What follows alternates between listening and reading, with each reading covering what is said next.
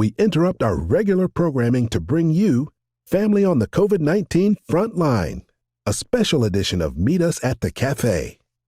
Joining in the conversation are Wilson family members, Shirette Hayes, nursing home social worker, Brandi Wilson, nurse anesthetist, Christina Wilson, registered nurse, and Denise Wilson, disease control administrative technician.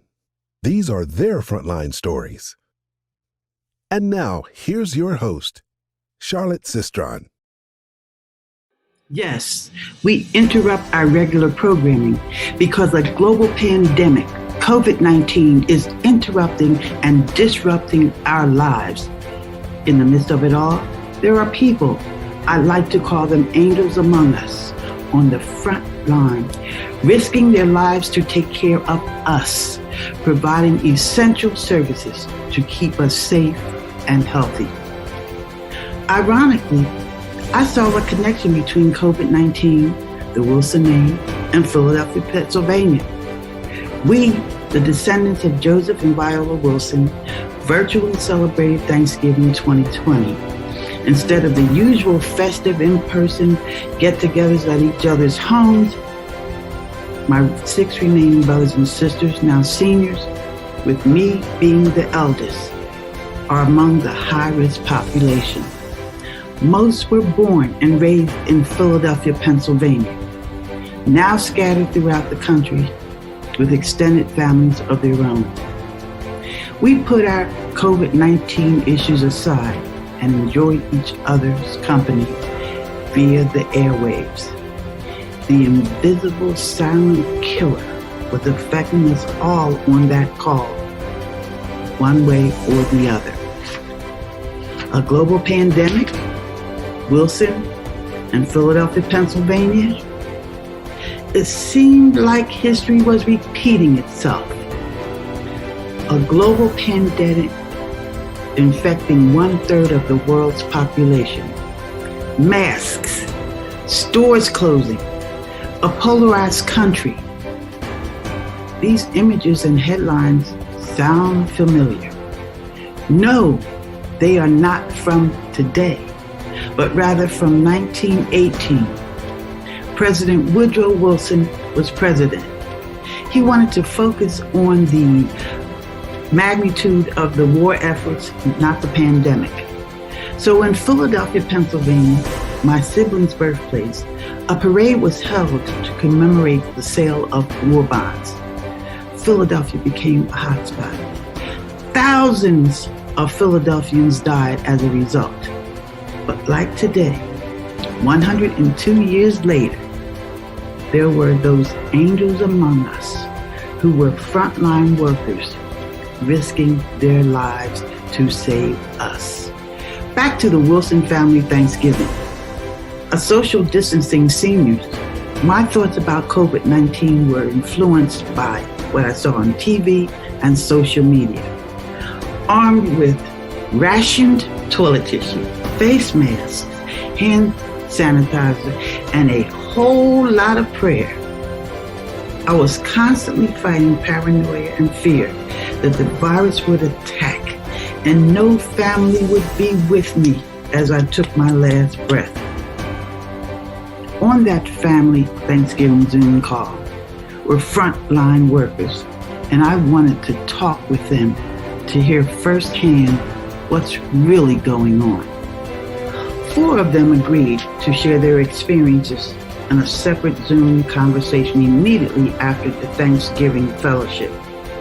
Their stories are so compelling and authentic that we're sharing clips of the conversation with you. 2 of my frontline nieces are joining in the conversation today.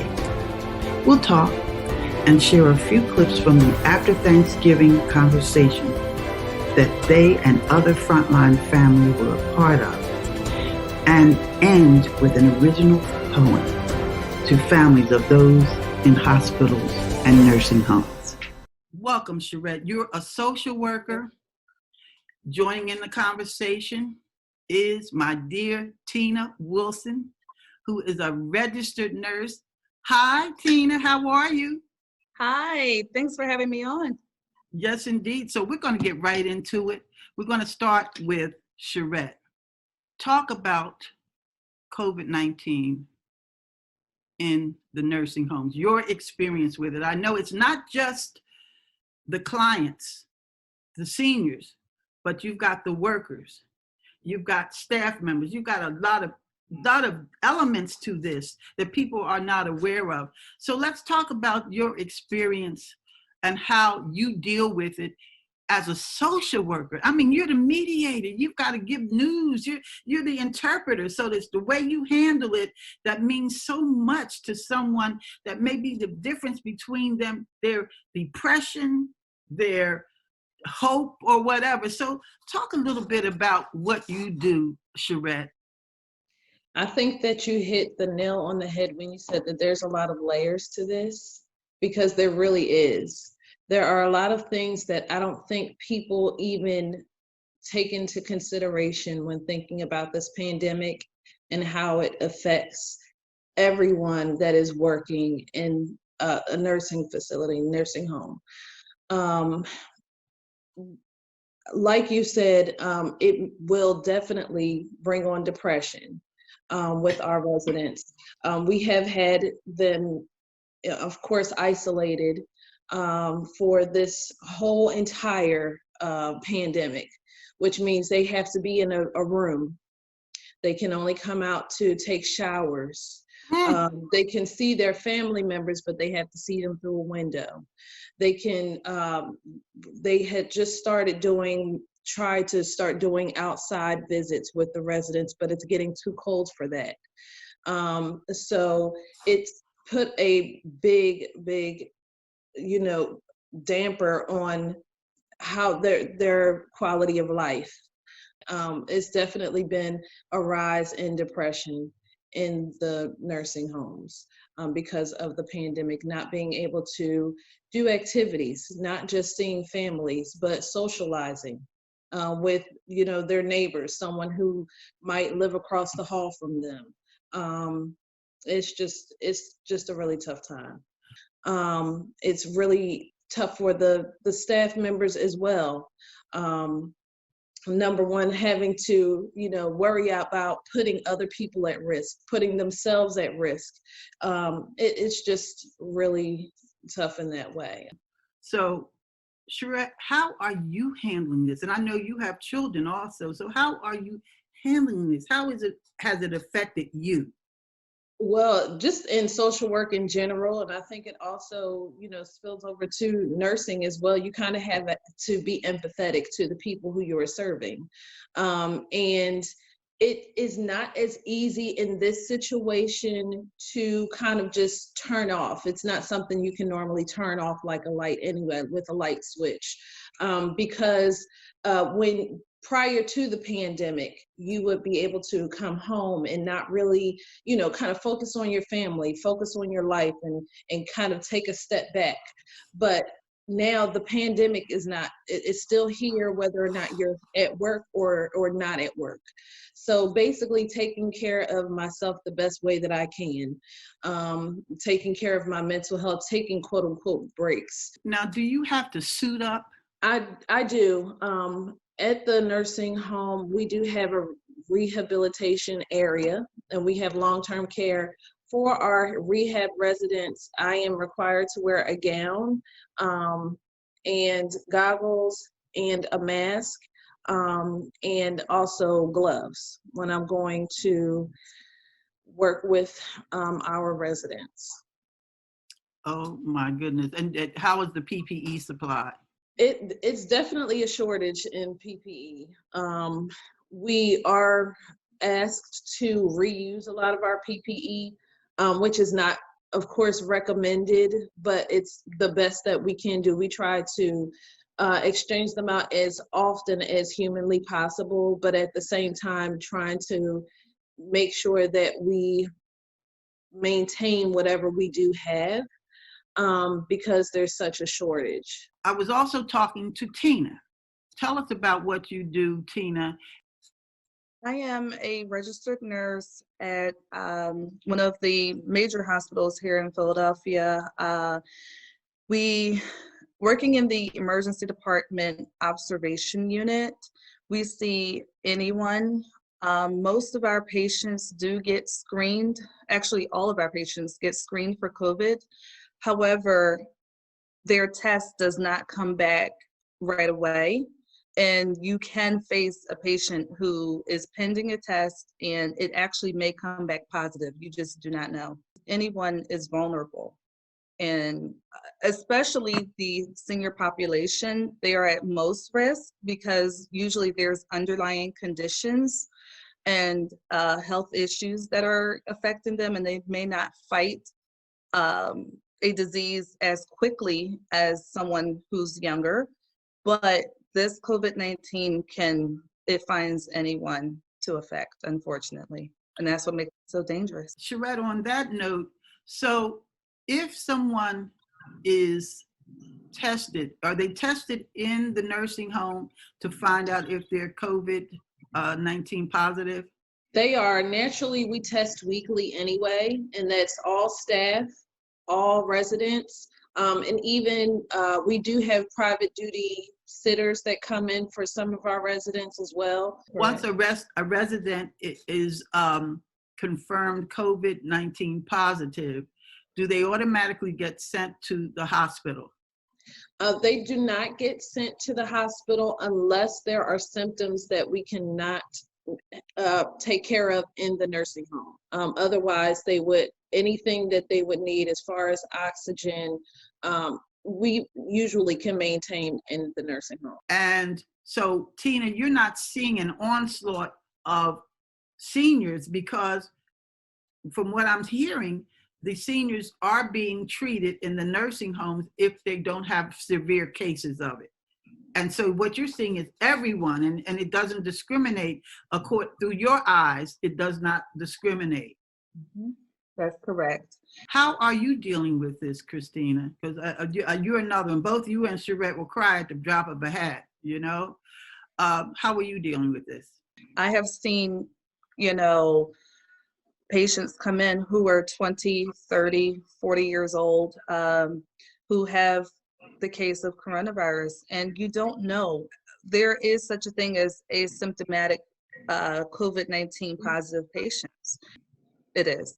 I tend to go to, the gospel. I pray and meditate. As cliche as many people may think, it's something that definitely helps, listening to music.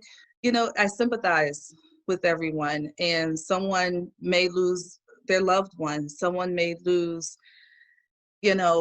contact with someone who is their relative, because they have to quarantine for 14 days or now 7 to 10 days. I'm so glad both of you came to talk to us. Now, what we're going to do is just share some of the conversation that we had with Denise Wilson, who is, she deals directly with the vaccines and that part of it, the CDC component, and also Brandi Wilson, who is a nurse anesthetist. Just take a look, and we'll come back on the other end of it and close this out. We just finished a fabulous Wilson Thanksgiving Zoom. Brandi and Tina, welcome.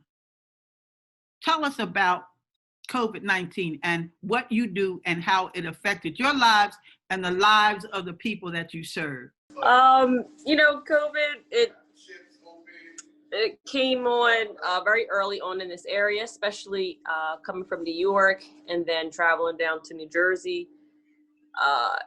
It had a really, really big effect.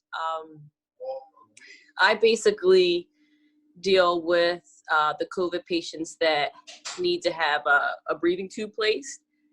So, when the time came, basically with anesthesia, since the operating room procedures that are elective were canceled, then we were called upon to help with COVID cases for patients that need to have a breathing tube placed. So they're young patients, they're in their 20s, they can be 20s, 30s, all the way up to, any age. It doesn't discriminate, basically. I was going to ask you that. Do you see that one ethnicity is affected more than others, or as you said, it does not discriminate. It crosses all colors, shapes, It sizes, does. ages. Where I work at, it's more of a rural institution. And since it's in Vineland, there's a lot of Hispanics. So what we saw was a lot of Hispanics that work on the farms, and they all, they're working there. And we saw a lot of young Hispanic males that work on the farms because, they're still going to continue to work. And then we had a lot of pregnant Hispanic females with COVID. Brandi, thank you for your part. I'm gonna get back to you. I want Tina to chime in. Thank you, Brandi. Tina, thank you so much for agreeing to share your story. Just give us an overview of what COVID is to you and how real it is. Thank you, Aunt Charlotte. It's very, very real out here. A lot of people think it's fake news. A lot of people think it's mass hysteria, but it's really real. We've had patients come in from the emergency department. Where I work, I'm a registered nurse at the University of Penn, and we basically have patients that come in from the ER. Their test does not come back before they reach my unit. So there are patients who are presumed. There are times we have to be suited and we have to wear a mask, our eye protection, we have to wear our gown. And it's really challenging because some patients, when they are positive, they have to go into a negative pressure room, and we have to get them over to another unit in the hospital. So media has been talking about there's no room, and that's correct. There isn't a lot of room for ICU beds, so we had to make room. Shirette, we are so glad you could join us. You look at COVID from another perspective. Tell us about what you do, how it affects you, and how it affects the clients that you deal with. So I am a long-term care social worker at a nursing home or a long-term care facility. In the building that I work in, we also do rehabilitation. So people who are coming from the hospital just for rehab, and they also leave. So I'm in contact with not only the long-term residents, but also the rehab patients as well. I think at the beginning of all of this, we were allowed to wear the cloth masks, but we have since then got notice from CDC that even with our long-term residents, we have to wear surgical masks as well. Family is important when we have all of this going on, because not just calling them is enough. You kind of need that hug and that physical touch, and they're not getting that. So it's really hard to witness. Shirette, how do you cope with this? Honestly, I take things day by day.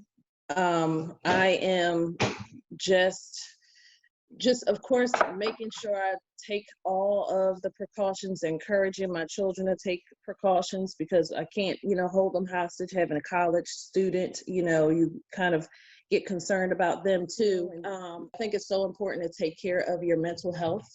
Do whatever you could possibly do to, treat. This is the time to treat yourself at home. Make sure you're keeping in contact with other people, checking on people. It might feel like you're doing it for someone else, but it's good for your soul as well to check on other people. Because Nisi, of course, you can tell. I mean, like Captain Obvious, she's sitting next to Tina. So she obviously is related to Tina. Yes, you're right. That's her mom. Nisi, we call her Nisi affectionately. Nisi, what's your experience with COVID-19 and what you do? I work for the Department of Public Health. So my perspective is looking at the big picture.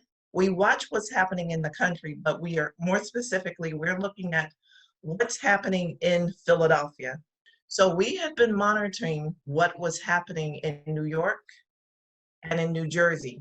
All right, if it has not hit here, but it's so close to us, it's within a 2-hour reach, how is that going to affect Philly? And we know that, just take a look at our family. We have family in New Jersey, South Jersey. We have family in North Jersey. So if I take a trip first of all, I was banned. All of us were banned. Do not leave the city of Philadelphia. If you do, you have to automatically quarantine, because we saw it happening up in New Jersey and also up in New York. When did that actually start? That started in right after was my birthday, February. This happened in March. So that automatically put me in this mode of thinking, what am I going to do? Like, what's my role in this? Well, my role was taking calls from the public. I had to take calls from physicians, and I was trying to guess which line I would prefer.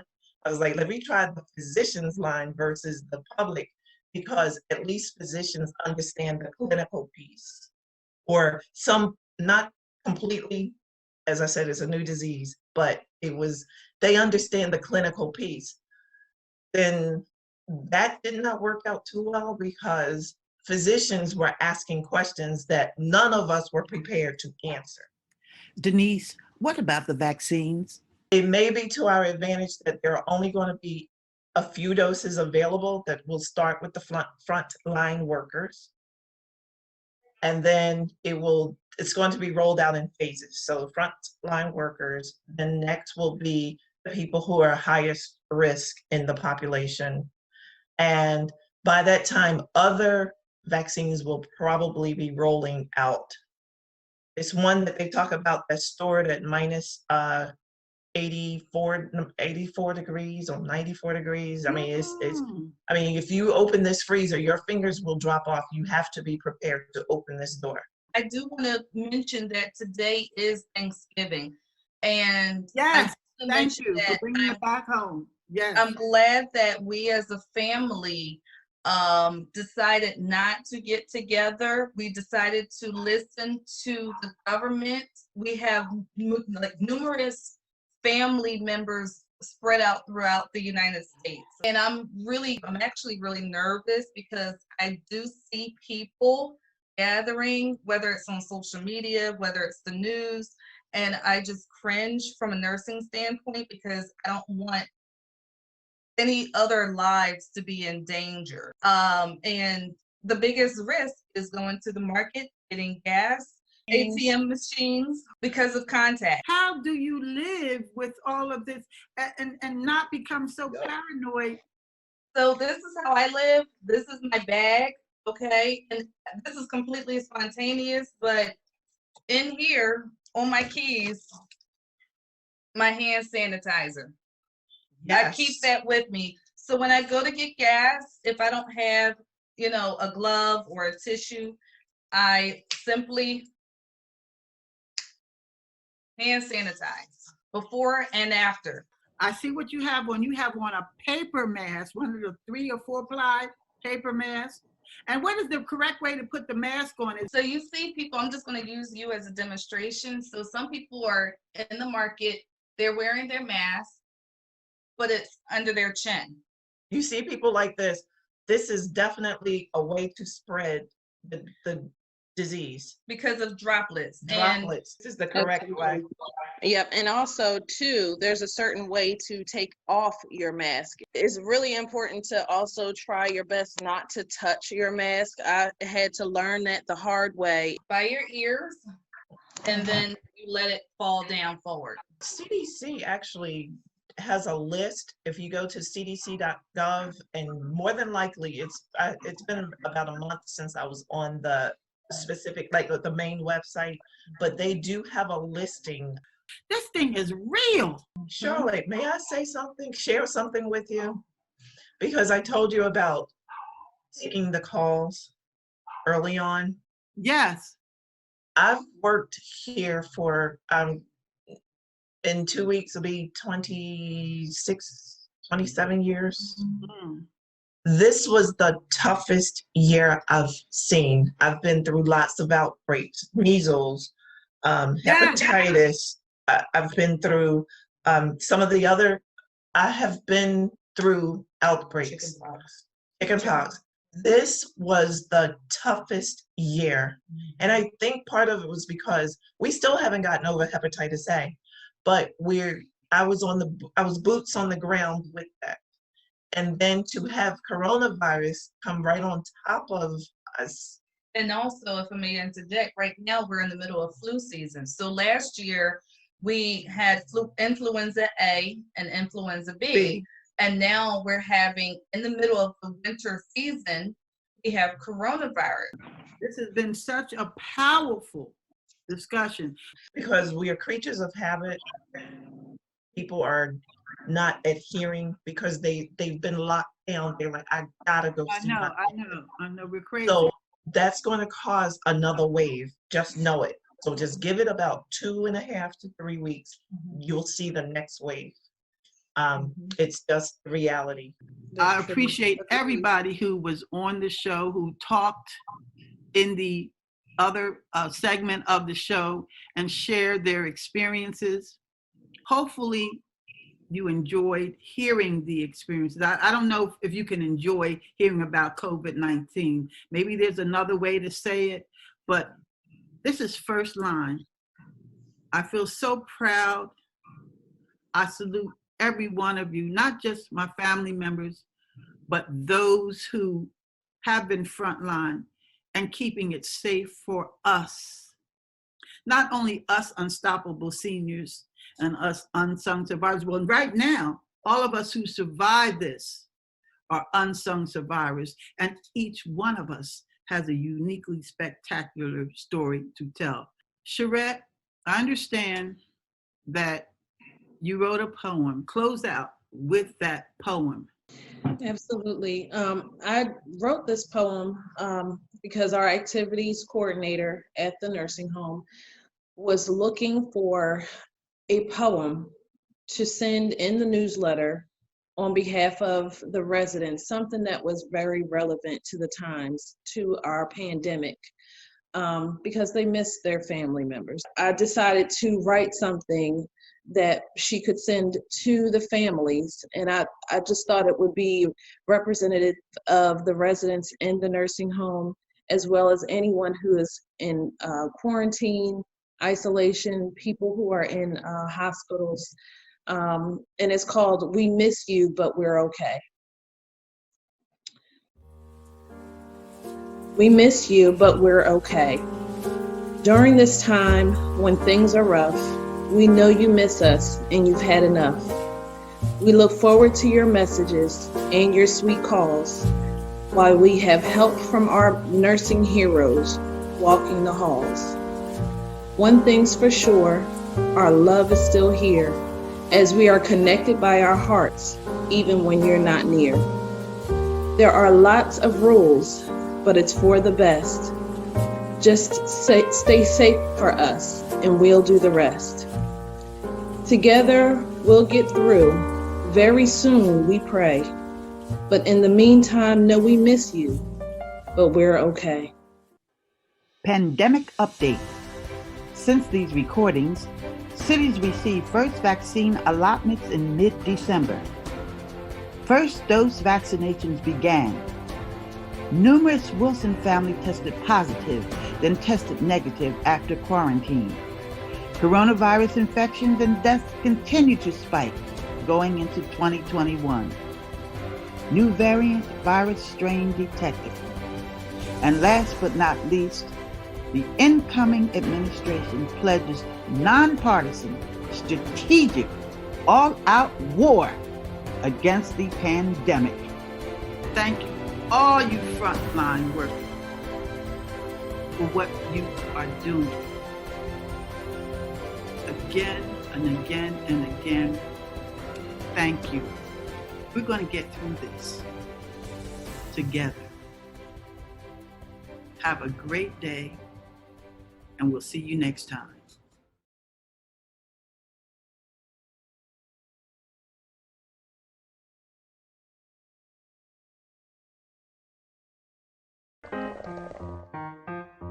That's a wrap. For more information, contact us at www.meetuststudio.com.